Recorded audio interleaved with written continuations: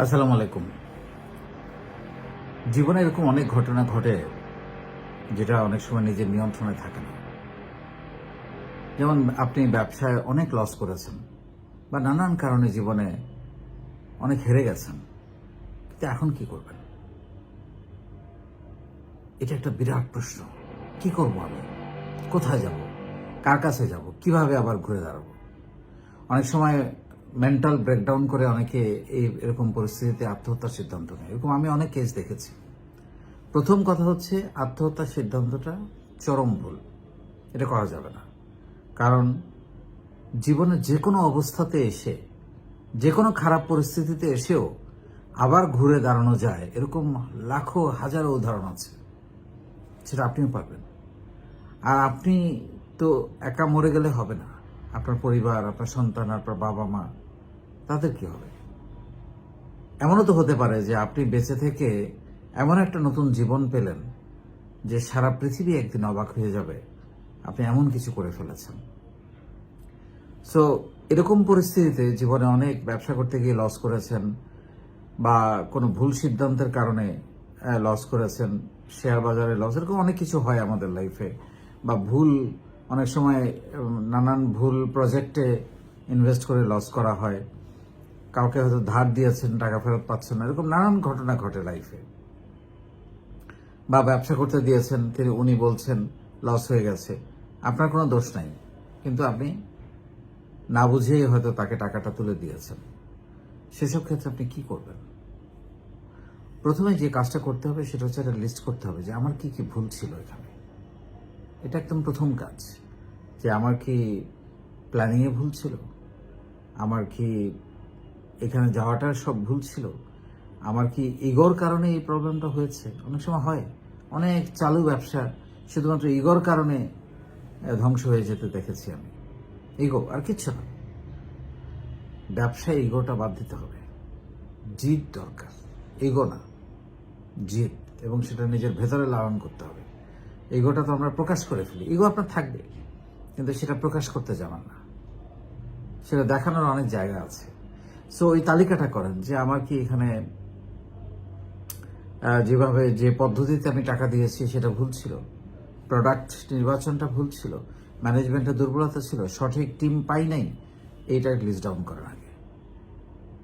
বা এইখানে আমার বিনিয়োগ করার জন্য আগে যে স্টাডি করা দরকার ছিল, মার্কেট রিসার্চ করা দরকার ছিল, বা জানে এরকম 5-10 জন লোকের সাথে কথা বলা ছিল, এগুলো বলি নাই আমি, খোঁজখবর নেই, সেগুলো আগে আপনি যাচাই করেন।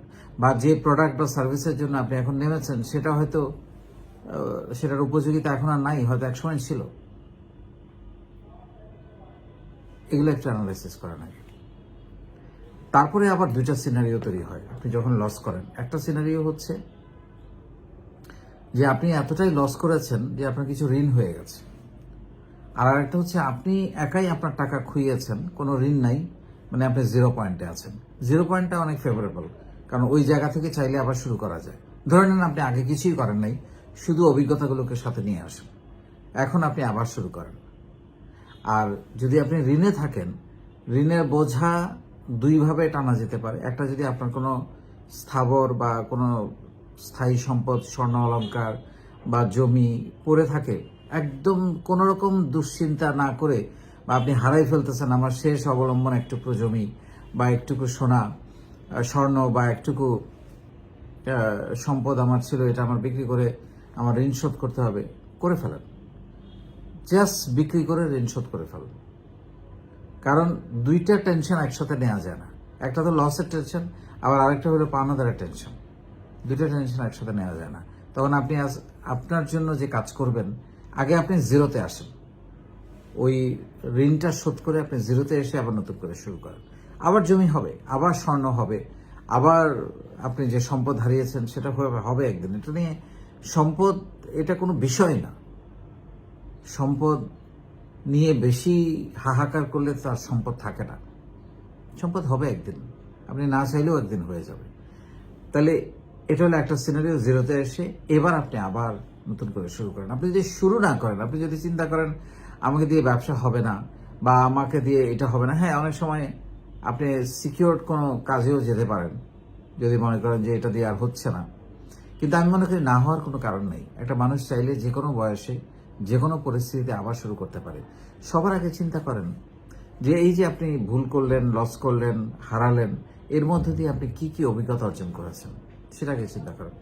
আর আরেকটা চিন্তা করেন যে আপনি কোন কাজটা ভালো পারেন, কোন কাজটা আপনার ভেতরে, হয়তো আপনি এতদিন যা করেছেন এখন হয়তো নতুন কিছু করবেন, সেটার সঙ্গে আপনার ভালো জানার, ভালো লাগার বা আপনার একটু একটু করে জানা আছে সেই কাজটাকে যোগ করে হতে পারে। এতদিন হয়তো অন্য আরেকজনের পরামর্শে কাজ করেছেন, এখন নিজের পরামর্শে কাজ করেন। সো আমার কথা হলো থেমে থাকা যাবে না। যে কোনো পরিস্থিতিতে একটা মানুষ বিপদে পড়তে পারে, বিপর্যস্ত হতে পারে, ঋণগ্রস্ত হয়ে যেতে পারে, সর্বনাশ হয়ে যেতে পারে, কিন্তু তারপর তার অর্থ এই নয় যে আমি শেষ। আপনার একটা সুস্থ শরীর আছে, একটা ব্রেন আছে, মেধা আছে, আপনি একজন হাঁটাচলা করতে পারা মানুষ, আপনি কেন হেরে যাবেন? আপনি আবার শুরু করবেন, এবং আপনি হেরে যাবেন তখন যদি আবার শুরু না করেন। এই ওইটার চিন্তায় চিন্তায় আপনার দিন পার করতে থাকেন আর কোনো কিছু না করে, তখন আপনি হেরে যাবেন। তা আপনি যদি আবার শুরু করেন কোনো একটা কিছু দিয়ে, কোনো একটা সৃজনশীল কাজ দিয়ে, কারো কাছ থেকে অল্প স্বল্প টাকা নিয়ে, বা ওই যে বললাম কিছু গচ্ছিত কিছু থাকলে সম্পদ, সঞ্চয়, স্বর্ণ বা জমি, সেগুলো বিক্রি করে হলেও আবার শুরু করতে হবে, কারণ আপনার এই এক্সপিরিয়েন্সটা তো কাজে লাগবে। সো বসে থাকা যাবে না, থেমে থাকা যাবে না। আপনি পড়ে যাবেন, হোঁচট খাবেন, আবার উঠে দাঁড়াতে হবে এবং বলতে হবে আমি আবার ফাইট করব। অনেক ধন্যবাদ।